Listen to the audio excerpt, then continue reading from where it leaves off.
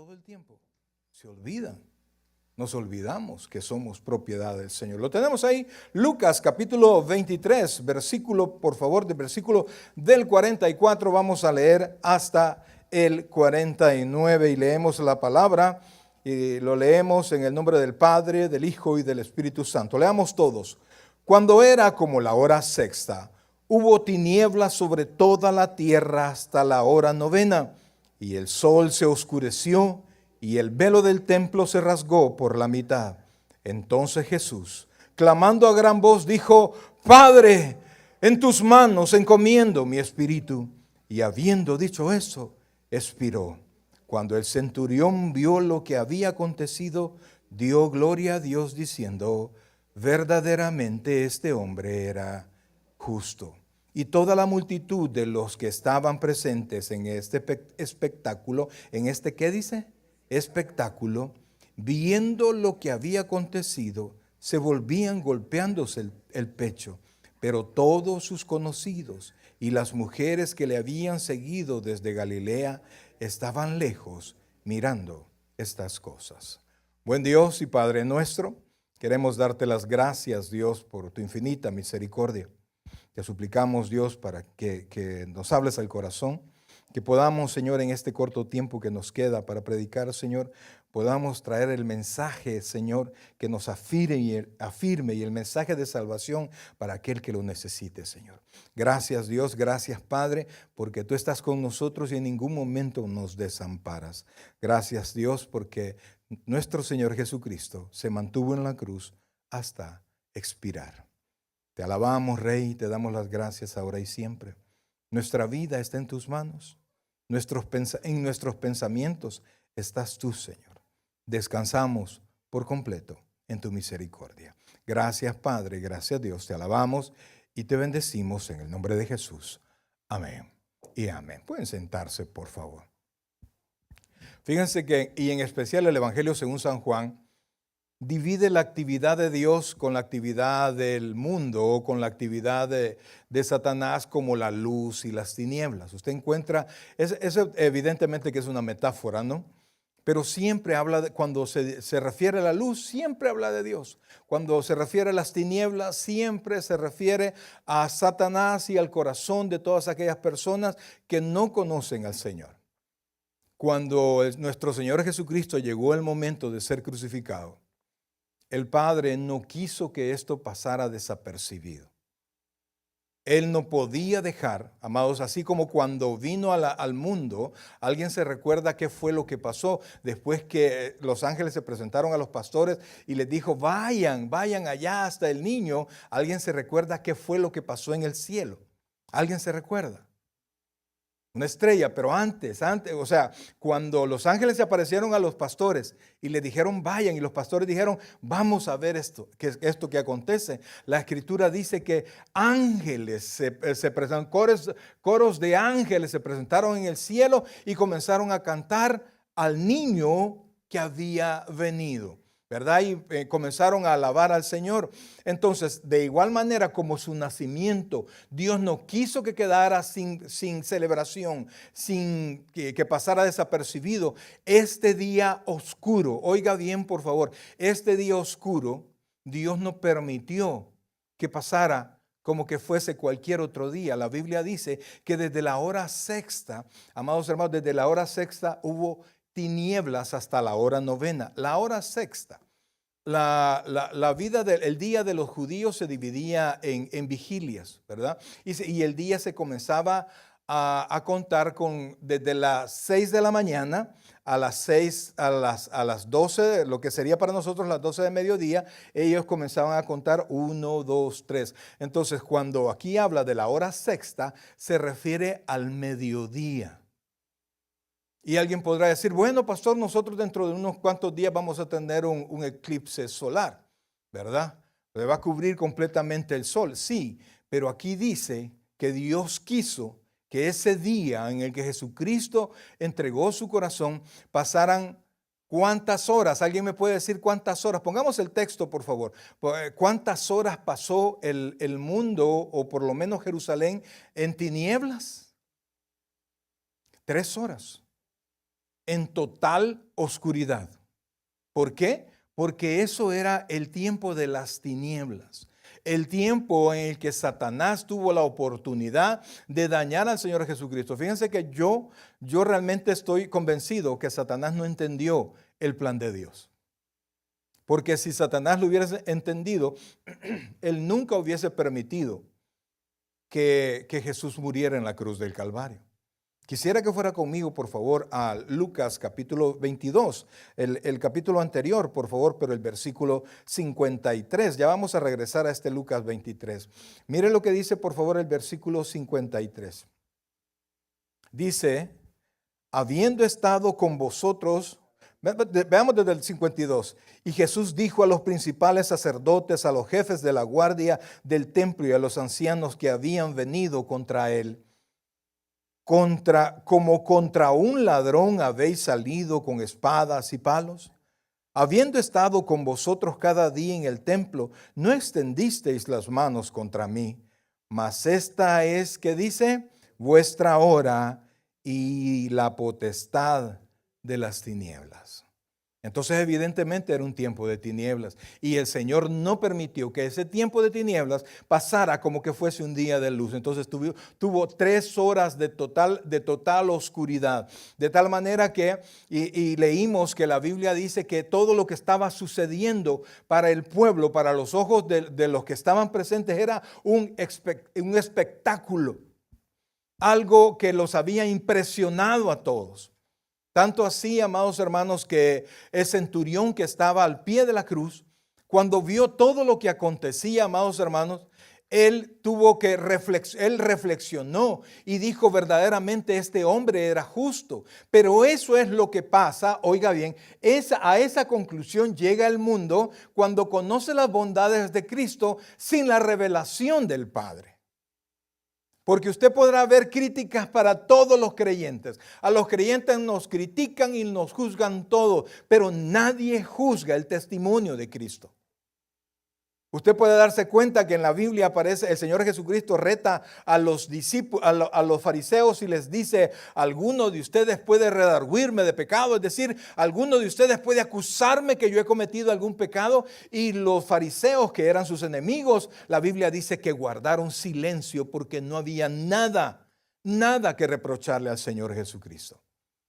Él tuvo una vida perfecta desde su nacimiento hasta el día que expiró. Y tal perfección, amados hermanos, era con el objetivo de que al momento de la muerte, su cuerpo estuviese perfecto. Usted se recuerda, yo creo que cada vez que tenemos Santa Cena lo explicamos. Cuando vino Adán al mundo, Adán y Eva, ellos tenían vidas perfectas hasta ese momento. Ellos nacieron sin pecado. Son los únicos 2 humanos sobre la faz de la tierra que no nacieron en pecado. Ellos estaban perfectos, ellos no estaban hechos para morir. Pero a partir del pecado, el ser humano se contaminó. Y la muerte entró a escena y nos corrompimos todos, de tal manera que a partir de ahí, a Caín, Abel y todos los demás, hasta llegar a nosotros y los que van a seguir llegando, nacemos en pecado.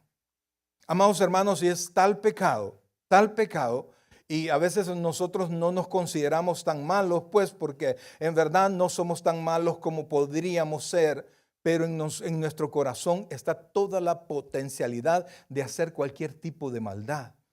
Usted ve las noticias que de repente personas que han tenido una buena vida en un momento de ira, en un momento de desesperación, digamos un hombre se ve traicionado por su esposa y saca una pistola y los mata a ambos e inclusive mata a los hijos y se mata a él mismo siendo una persona honesta y a los ojos de todas las personas honestos. ¿Por qué? Porque hay maldad en nuestro corazón y en un momento él no pudo frenar sus sentimientos y terminó con la vida de todos. Eso pasa más seguido de lo que nosotros quisiéramos ver. En eso le quiero decir que usted y yo estamos capacitados para cualquier tipo de maldad, mas sin embargo no estamos capacitados para la bondad que se necesita para presentarnos delante del Señor. Y es por eso, amados hermanos, cuando en el tiempo que el templo todavía estaba de pie, el lugar santo que tenían acceso todos los sacerdotes y el pueblo podía acercarse, estaba dividido. Habían dos cortinas inmensas, gruesas, que dividían el lugar santo del lugar santísimo, porque en el lugar santísimo estaba depositada, en el arca del pacto estaba depositada la presencia de Dios. Así lo dice la Escritura. Dios había prometido que iba a habitar en ese lugar y el arca del pacto simbolizaba la presencia de Dios. Y por eso es que había que poner un velo en el templo para separar al pueblo pecaminoso de la presencia de Dios. Y por eso es que cuando el sacerdote ofrecía el día de la expiación, ofrecía sacrificios para todo el pueblo, tenía primero que ofrecer sacrificios para sí mismo y limpiarse para poder entrar a ese lugar santo, porque si no lo hacía así, él moría, era fulminado delante de la presencia del Señor. ¿Por qué? Porque Dios es santo, Dios es limpio y nuestra maldad no puede estar delante de Él. Y por eso existía el velo. Amados hermanos, usted se recuerda, nos podemos remontar al Éxodo cuando Moisés subió a traer las tablas de la ley. Alguien se recuerda, pasó 40 días con el Señor y cuando él regresaba de estar con Dios, amados hermanos, el pueblo tenía miedo. ¿Alguien se recuerda por qué el pueblo tenía miedo de Moisés? ¿Alguien se recuerda? Por el resplandor que había en su rostro. Y entonces el pueblo no podía ver ese resplandor. El pueblo tenía miedo que Moisés tuvo que poner un velo en su rostro. Porque la presencia de Dios, la bondad de Dios no puede estar ante la pecaminosidad del hombre. Y es por eso el velo. Y por eso, amados hermanos, en los tiempos, en el Antiguo Testamento, usted podía ver que ungían a tres personas, a tres ministerios. Primero ungían al rey. Como era un gobernante en el nombre del Señor. Ungían al profeta porque era quien pregonaba la palabra de Dios delante del pueblo. Es decir, Dios hablaba al profeta y el profeta hablaba al pueblo. Y ungían al sacerdote. Y era la persona encargada de celebrar la ceremonia. Él era un intercesor entre Dios y el pueblo. El sacerdote estaba en medio porque en el pueblo había pecado. En un principio, en lo que se conocía como el campamento donde estaban todas las tribus, todavía estaban en el desierto, el templo estaba en medio de todas las tribus. Pero después de los continuos pecados de Israel, Dios le dijo, no, sácame de aquí, muéveme de aquí. No sea que un día venga yo y me termine a todo el pueblo, porque todo el pueblo, incluyendo Moisés, estaba lleno de maldad, estaba lleno de pecado. Entonces, amados, cuando nosotros venimos a nosotros mismos, y por favor, yo quiero que usted no piense en nadie más, yo quiero pedirle que sea sincero consigo mismo.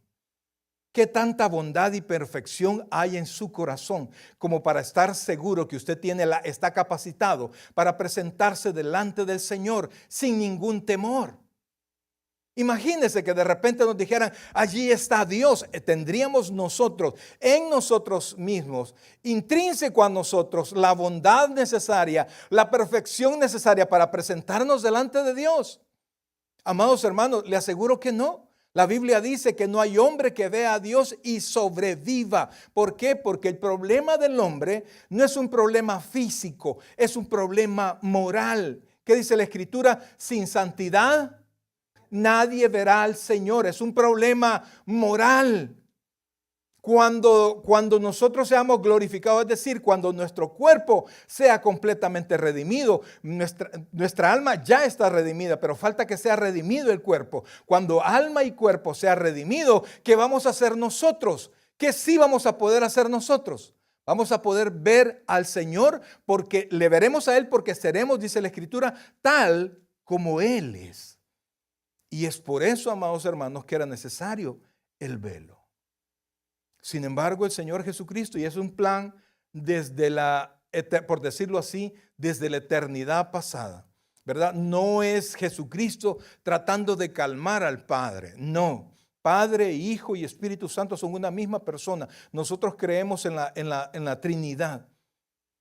Ellos estaban totalmente de acuerdo. Jesucristo no vino forzado.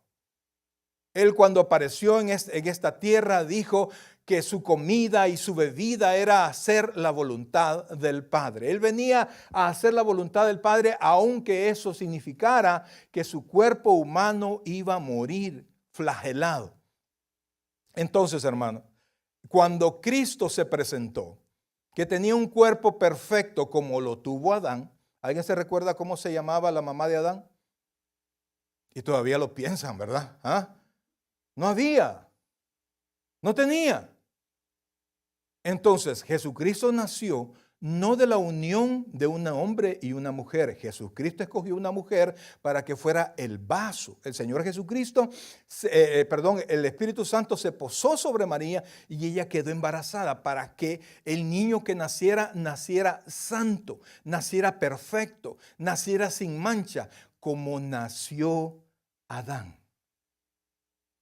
Porque la ofrenda que tenía que ser de la calidad del que pecó. Y eso no hay ninguna vida, ninguna persona que lo pueda pagar. Por eso, amados hermanos, dice la Biblia que la paga del pecado es ¿qué? La muerte. Eso quiere decir que vamos a morir. Pero el que muere en sus pecados no solo basta la muerte física, sino que va una eternidad al infierno. ¿Por qué? Si el pecado, si la paga es la muerte, porque aunque muera, se va siempre al infierno. Porque no basta, no alcanza a pagar. La deuda sigue pendiente, porque nosotros no somos como Adán, sin pecado. O sea, antes de la caída. Nosotros somos como Adán después de la caída.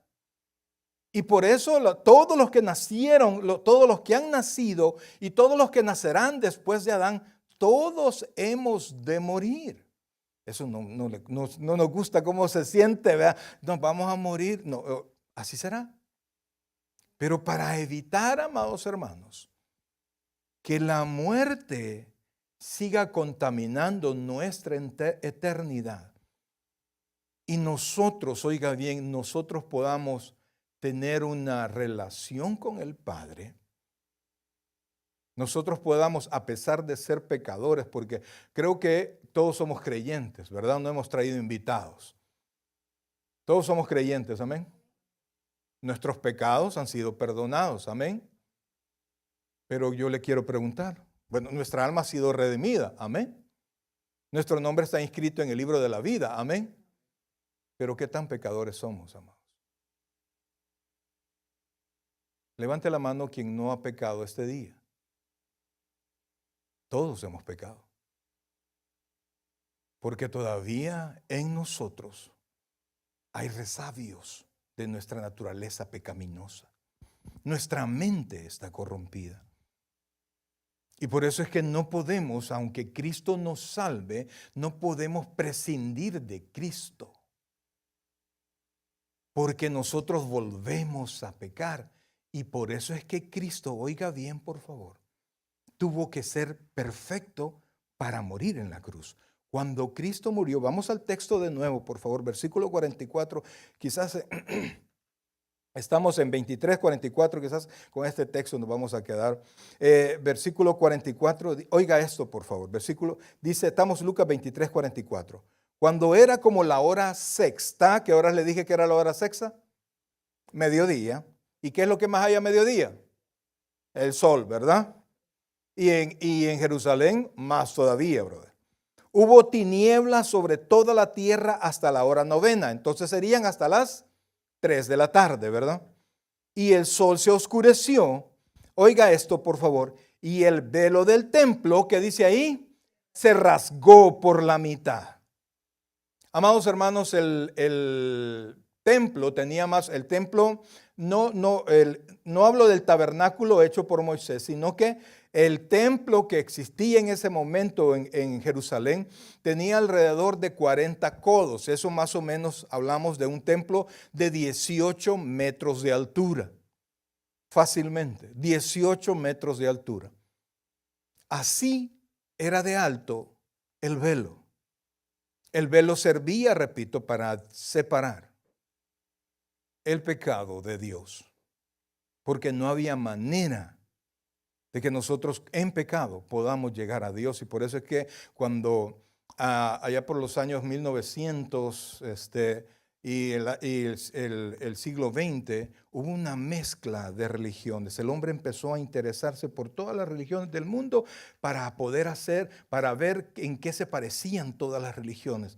Y eso hemos heredado todos, porque ahora nos decimos creyentes, pero pensamos en lo que creen en los hindú, en los que creen no sé dónde, ¿verdad? Y le damos cierta credibilidad en lo que creían los egipcios de hace 4000 años, y entonces nuestra mente está toda corrompida. Y entonces, amados hermanos, Cristo se constituyó, como dice Romanos, en el postrer Adán. Y Él vino y entregó su vida por nosotros. Al morir en la cruz del Calvario, le repito, el velo era ¿para qué? ¿Alguien se recuerda? Para separar. Diga conmigo, para separar. Para que Dios no se juntara con el pueblo, porque el pueblo era y es y somos pecadores, ¿sí? Entonces, pero cuando Cristo murió en la cruz del Calvario, la deuda del hombre, en el momento que él estaba a punto de expirar, oiga bien, la deuda fue pagada. Y como la deuda fue pagada, cuando Jesús ya estaba a punto de morir, oiga esto por favor, el versículo 45, el sol se oscureció y ¿qué fue lo que pasó? Y el velo del templo se rasgó por la mitad. Entonces, la Biblia nos enseña que Jesucristo entró al templo y se ofreció como sacrificio, pero al mismo tiempo Jesucristo no solo era sacrificio, sino que Él es nuestro sumo sacerdote. O sea, Él era la ofrenda y Él era el intercesor. Cuando entró al templo, pero no al templo de la tierra, entró al templo celestial, a la presencia de Dios. Cuando Él entró, Él satisfizo toda la deuda que había entre el hombre y Dios, el hombre que creyera en Cristo. Y a partir de ese momento, lo que era para nuestra separación, oiga bien por favor, lo que era para nuestra separación fue rasgado. Cristo rasgó el templo y inauguró la época en la cual nosotros vivimos ahora. La Biblia nos enseña allá en Hebreos 4 que nosotros tenemos libre entrada. ¿A dónde? ¿A dónde? Al trono de la gracia. Diga conmigo, al trono de la gracia. ¿Para alcanzar el qué? El oportuno socorro. Entonces, cuando Cristo partió el velo, prácticamente, pero recuerde que no es que Cristo entró al templo de la tierra. Cristo entró a la presencia de Dios. Y cuando Dios lo recibió, lo que había entre el hombre y Dios se rompió. Y es por eso es que ahora, amados hermanos, ahora usted cuando se levanta, a veces ni se ha lavado los dientes, ni necesita lavarse los dientes para presentarse delante de Dios. ¿Hemos pecado? Sí, pero la Biblia dice que si tenemos pecado, ¿qué es lo que tenemos que hacer? Si confesamos nuestros pecados, Dios es fiel y justo en perdonar nuestros pecados y limpiarnos de toda maldad. Es razón del sacrificio de Jesucristo en la cruz. La Biblia enseña, amados hermanos, que Cristo, oiga bien, Cristo entró a la presencia del Padre y ahí se encuentra. ¿Y sabe qué está haciendo? Cristo está intercediendo por nosotros. Cristo sigue como nuestro sacerdote. Cuando yo estaba pequeño, yo creo que les he contado que yo tengo un pasado en la Iglesia Católica. Yo fui criado en la Iglesia Católica, en la religión católica, desde primer grado. Siempre me equivoco, desde primer grado hasta Apocalipsis, digo, desde primer grado hasta bachillerato, lo que es acá high school, estudié yo en colegios maristas. Yo tuve mucha relación con hermanos maristas y con sacerdotes. Muchos fueron mis profesores, muchos fueron mis amigos. Pero cuando yo estaba pequeñito, en el tiempo en el que yo tenía que hacer ¿cómo se llama? La comunión. No, la comunión, la primera comunión. En ese tiempo yo tenía un sacerdote, amigo, que yo me confesaba con él. ¿Cuántos alguna vez se confesaron en la iglesia católica? Levante la mano, yo lo he hecho. Y entonces, era más que el cura con el que yo me confesaba, era mi consejero. Porque, pues sí, hacíamos todo el ritual, ¿verdad? Ave María Purísima, sin pecado, etcétera. Y todo eso lo hacíamos. Y entonces comenzaba, él no me decía cuáles son tus pecados, sino que me decía, ¿qué te pasa, Mario? Ya tenía años y estaba pequeñito yo. Y tenía años de hablar con él. Y eso lo hacía al menos 1 o 2 veces por semana, se puede imaginar. Yo no iba porque me perdonaran los pecados. Yo iba a hablar con alguien mayor que yo. Pero un día llegué yo y entré, ¿verdad? A la hora que más o menos yo iba. Él se llamaba Roberto. Y entonces entré y me metí de un solo al confesionario. Y de repente solo oí que me dijeron, Ave María Purísima. Sin pecado concebido. Esa es una herejía, oiga, hermano. Esa es una herejía. ¿Por qué? Porque María necesitó un Salvador. Y si María no hubiese, sin María necesitaba un Salvador, ¿qué quiere decir? Que había pecado en María. ¿Sí? Entonces usted no puede decir que la Virgen María nació como nació Jesucristo sin mancha. Pero bueno, volvamos al punto. Entonces, cuando yo llegué allí, cuando me quedé así, me dijo, confiesa tus pecados, me dijo el sacerdote. Y entonces, yo me quedé. Y el padre Roberto, muchacho, me dijo, ¿cómo te llamas? Mario, le dije. Y el padre Roberto, muchacho, por favor, cuando vengas a esta iglesia y a cualquier otra, ya no busques al padre Roberto. ¿Por qué? Le dije. ¿Por qué? ¿A dónde lo trasladaron? Ya no lo busques más. Él renunció a su ministerio como sacerdote. Es más, él ya se casó. Y entonces yo me quedé así. Se casó el padre. Y me fui corriendo de ahí. Ya no hablé más. Yo me pongo a pensar, si yo tuviera que buscar a alguien a quien confesarle toda mi cadena de pecados, yo cuando voy a una persona así, buscar a una persona así, pues yo buscaba al padre Roberto con esa intención, para que él me ayudara, no a resolver mi problema con Dios. Yo quería escuchar su consejo.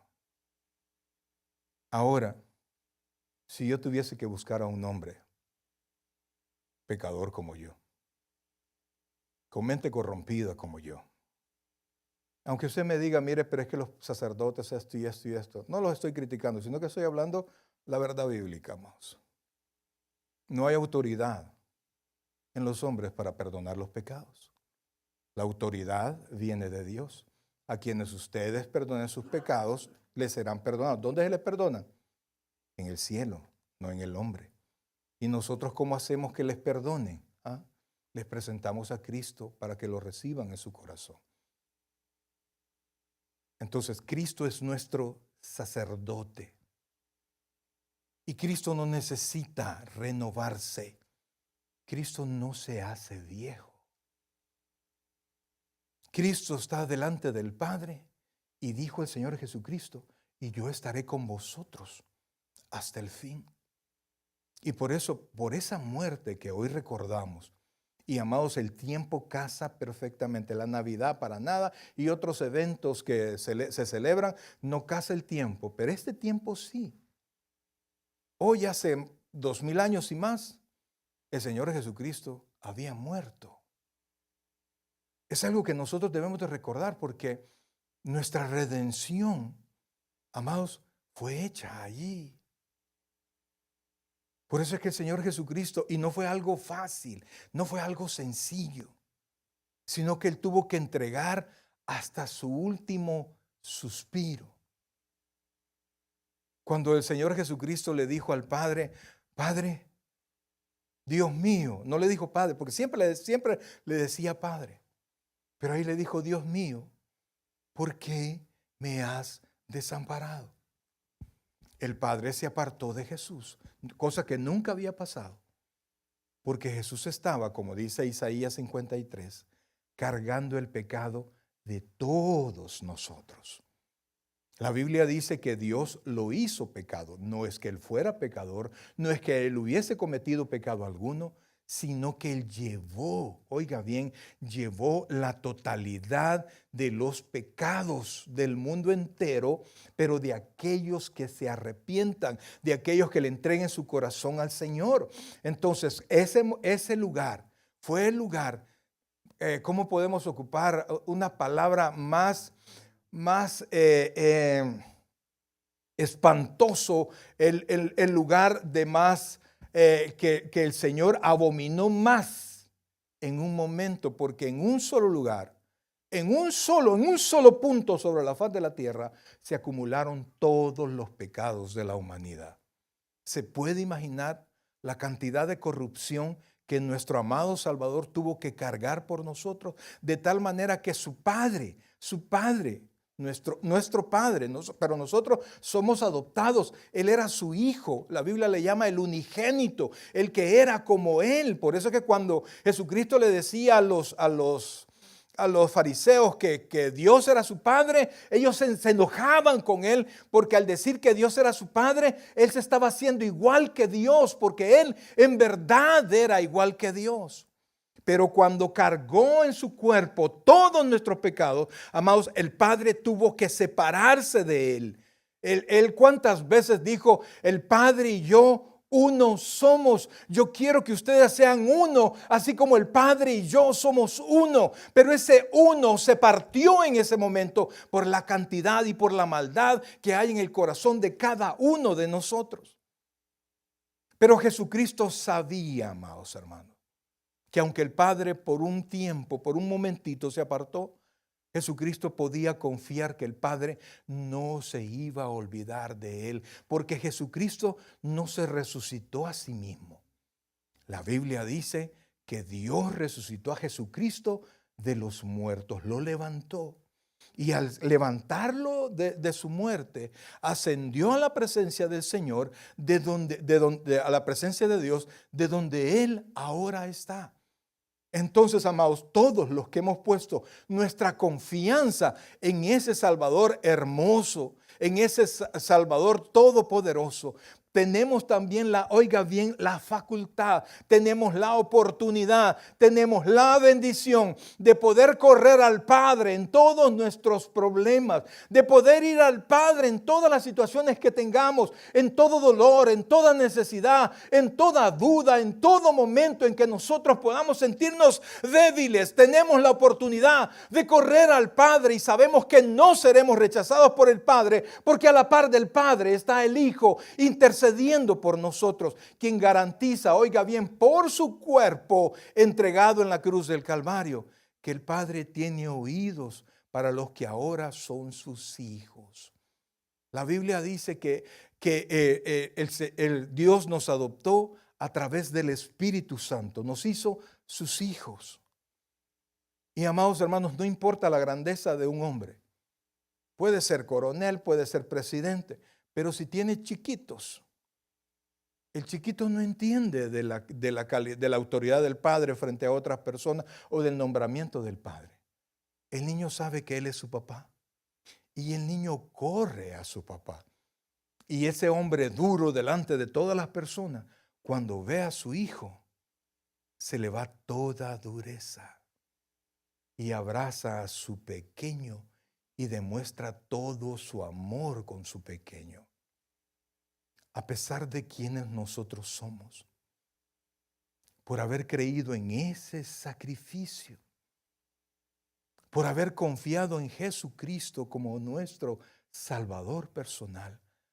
A partir de ahí, iglesia amada, todos juntos y todos de manera personal, tenemos una entrada libre al Padre, donde nosotros no solo hemos encontrado perdón de pecado, sino que hemos encontrado socorro, hemos encontrado consuelo, hemos encontrado ayuda, hemos encontrado una mano extendida.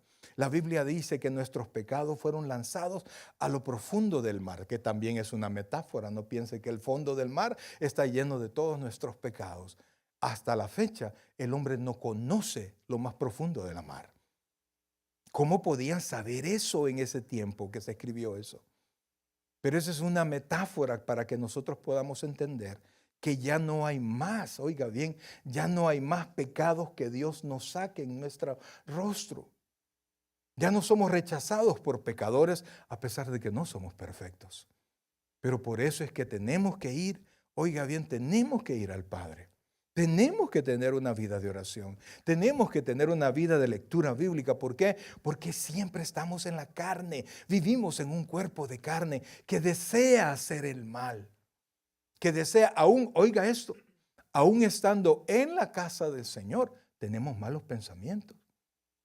Aún estando en la casa del Señor, tenemos malas actitudes. Aún estando en la casa del Señor, decimos cosas incorrectas.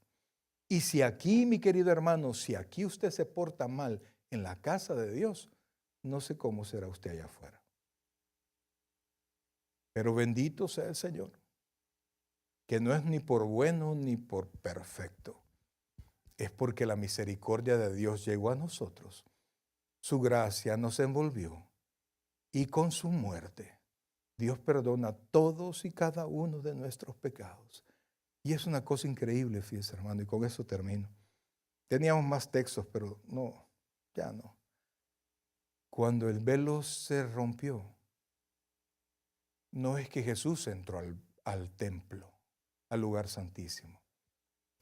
Es que el Padre salió de allí y nunca más volvió a entrar. 70 años después, Israel fue destruido y el templo fue destruido. A la fecha, Israel no ha podido levantar otro templo. Y es que en verdad no necesitamos otro templo. ¿Por qué? Porque nosotros fuimos constituidos como el templo de Dios. No, en nosotros mora el Espíritu Santo. Podemos nosotros ir a la presencia de Dios sin necesidad de correr a un templo. Podemos cerrar nuestros ojos y estar delante de Él, porque Dios ya no habita en el templo, habita en nuestro corazón.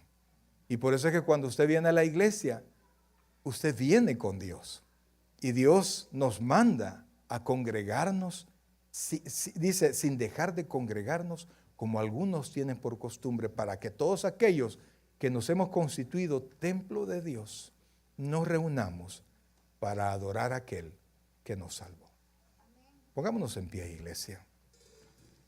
Buen Dios y Padre nuestro, en esta hermosa noche, Señor, queremos agradecerte, Padre, todas tus misericordias.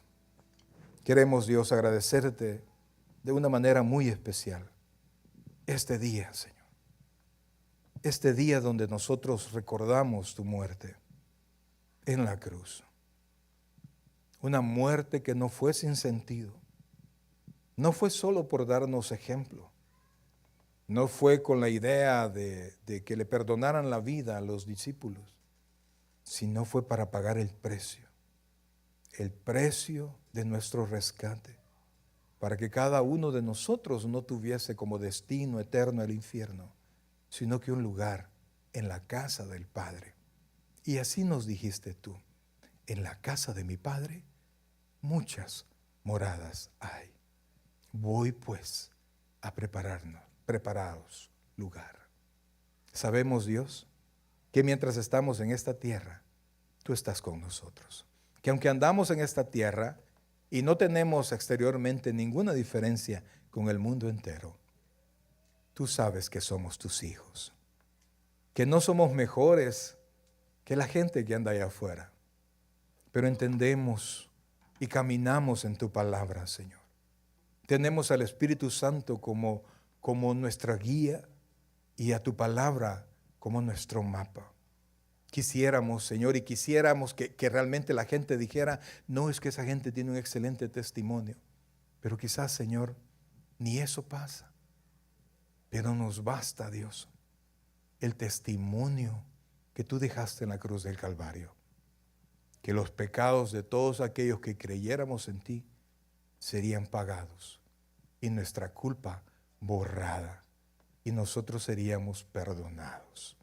Un día, Señor, seremos como tú. Pero mientras eso pasa, Señor, ayúdanos a entender estas cosas y a vivir por ellas. Ayúdanos, Dios, a no pensar que dependemos de nosotros mismos, sino que dependemos de ti. Ayúdanos, Dios, a amar a nuestros hermanos y apoyarnos unos a otros, Señor, porque todos enfrentamos diferentes luchas, Señor. No hay más grande o menor, sino que aquí todos somos tus hijos. Enséñanos, Dios, a vivir así, pensando que por cada uno de nosotros fue necesaria la muerte de Cristo. Que no hay nadie que pueda llegar a ti si no es a través de la cruz. Bendícenos hoy, Señor. Permite, Padre, que tu pueblo nunca pierda de vista eso, que somos salvos por tu entrega en la cruz. Vamos a cantar con nuestros hermanos.